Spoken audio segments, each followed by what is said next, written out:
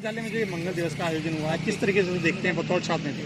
ये जो विश्वविद्यालय में नई कुलपति संगीता सोलह जी ने जो मंगल दिवस की पहल करी है, ये एक बहुत अच्छी पहल है, जिससे छात्रों में जो विश्वास भी बनेगा और जो समस्याएं विश्वविद्यालय प्रशासन जो है सुनता नहीं है और वो रिकॉर्ड पे भी आएंगी, और जो है इस तरह से अधिकारी से जो संवाद है छात्रों का, जो दूर दूर से लोग आते हैं, वो जो है एक अच्छा संवाद बनेगा। उसके साथ साथ में जितनी भी समस्याएं विश्वविद्यालय में अलग अलग प्रकार की आती हैं, और जो अधिकारी या जो जो निचले तबके जो कर्मचारी हैं, जो वो जो है उनको भगा देते हैं या काम नहीं करते हैं, 6-7-8 महीने काम को लटकाते हैं, उससे जो है अधिकारी के संज्ञान में ये चीज़ें सब आएंगी। और जो है ये बहुत अच्छी पहल जो है कुलपति जी ने करी है, इसका हम सब स्वागत करते हैं। विश्वविद्यालय की मंगल दिवस की पहल को कैसे देखते हैं? विश्वविद्यालय में जो है मंगल दिवस की पहल हुई है, बहुत अच्छी है, लेकिन जब अच्छी है जब इनका हम कोई समस्या अपनी लेकर जा रहे हैं उसका सॉल्यूशन हो। मैं आज वहाँ पर गया था तो रजिस्ट्रार साहब और वे सब बैठे हुए थे वहाँ पर। मैंने कैंटीन का मुद्दा उठाया, उन्होंने कहा कि इस पर प्रक्रिया चल रही है, हमने एफओ को लिख दिया है, हमने उसको लिख दिया है। तो ऐसा नहीं होना चाहिए, जब तक उसका सॉल्यूशन नहीं होगा तो मंगल दिवस क्या बुध दिवस या इतवार दिवस कोई सा भी रख लो, उसका कोई लाभ नहीं है। छात्र जन सुनवाई कह सकते हैं। छात्र जन का मतलब है कि इसके अंदर हम जो है छात्रों की समस्याओं को सुनना चाहते हैं।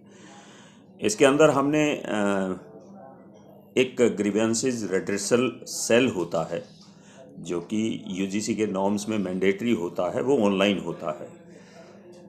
उसके साथ साथ हमने उसको ऑनलाइन के साथ साथ, क्योंकि बहुत दूर से भी आते हैं कुछ स्टूडेंट्स जो हैं, गांव से भी आते हैं, वो ऑनलाइन नहीं कर पाते हैं, तो हमने उनके लिए ऑफलाइन ये शुरू किया है। और ये ऑफलाइन हमारी माननीय कुलपति महोदया जी का एक आइडिया था जो कल उनके माइंड में आया, और उन्होंने कहा कि इसे तुरंत एक्टिवेट किया जाए। तुरंत का मतलब उन्होंने कल सोमवार को शाम को जब बातचीत चल रही थी तो उन्होंने मंगलवार का समय दिया कि मंगलवार से ही शुरू कर दिया जाए। तो बहुत एक्साइटेड थे हम लोग और मैडम भी बहुत एक्साइटेड थे।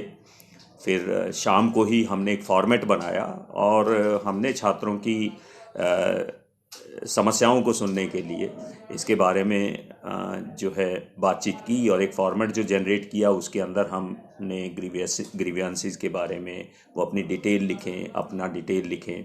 और हम इसके अंदर ये भी चाहते हैं कि जो भी छात्र आते हैं वो अपनी डिटेल के साथ साथ उसको प्रिंसिपल से वेरीफाई भी करवाएं। प्रिंसिपल से वेरीफाई करवाने से हमारे लिए एक सुविधा ये भी हो जाती है कि जेन्युइन स्टूडेंट ही हमारे पास आएगा और उसकी समस्या का समाधान जो है बहुत जल्दी हो पाएगा। आज हमारे पास में क्योंकि पहला दिन था, आज हमने बृहस्पति भवन के अंदर कंडक्ट किया इसको जो है, और पहले दिन में बहुत ज़्यादा स्टूडेंट्स तो नहीं कहूँगा मैं, लेकिन हाँ ये ज़रूर है कि शुरुआत बहुत अच्छी रही। आज छात्र भी आए, छात्र के पेरेंट्स भी आए, और इसमें करीब करीब हमारे पास में 20 से 25 स्टूडेंट्स आए जिनके साथ उनके पेरेंट्स भी थे। और इन 20-25 स्टूडेंट्स जिनके साथ इनके पेरेंट्स भी थे, इसमें से करीब करीब हमने 80% स्टूडेंट्स की तो वहीं पर ही समाधान कर दिया था उनकी प्रॉब्लम्स का।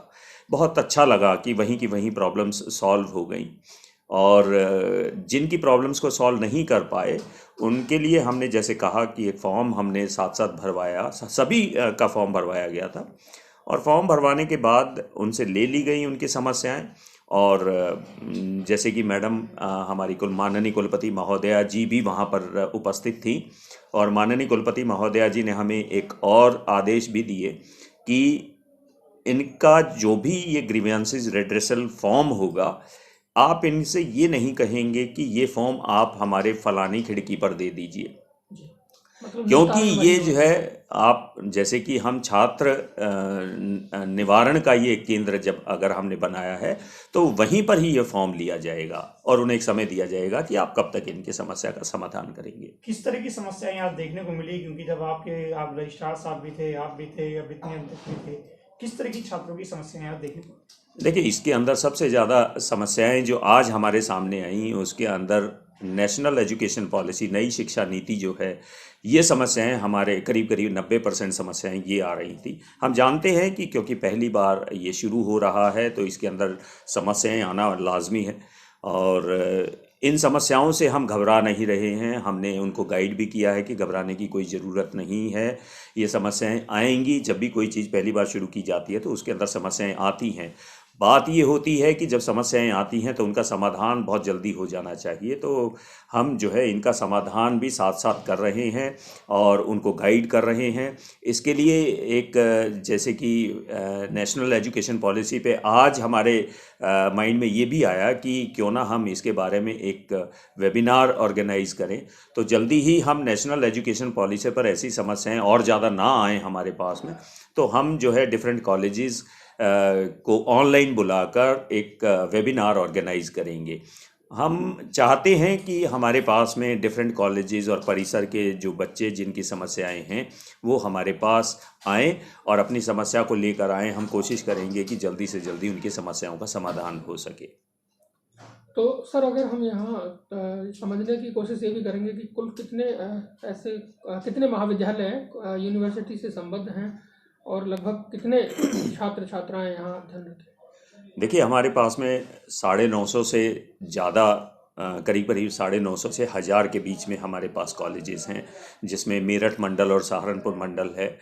इनके स्टूडेंट्स और करीब 6 लाख के करीब हमारे पास में स्टूडेंट्स हैं और 6 लाख से ज़्यादा भी है, ज़्यादा भी हो सकते हैं। और इनमें जो है देखिए, जहाँ पर इतना बड़ा इंफ्रास्ट्रक्चर, जहाँ पर इतना बड़ा मंडल और इतने सारे कॉलेजेस हैं, तो वहाँ पर ये समस्याओं का होना, तो हम मान सकते हैं कि समस्याएं तो आएंगी ही आएंगी। पर समस्याओं का समाधान, इसके बारे में जैसा माननीय कुलपति महोदया जी ने इतना बड़ा इनिशिएटिव लिया है, मैं तो धन्यवाद करूंगा माननीय कुलपति महोदया जी का कि उन्होंने एटलीस्ट हमें जो है इसके बारे में गाइड किया और हमें जो है मोटिवेट किया इसके बारे में कि आप ये शुरू कीजिए।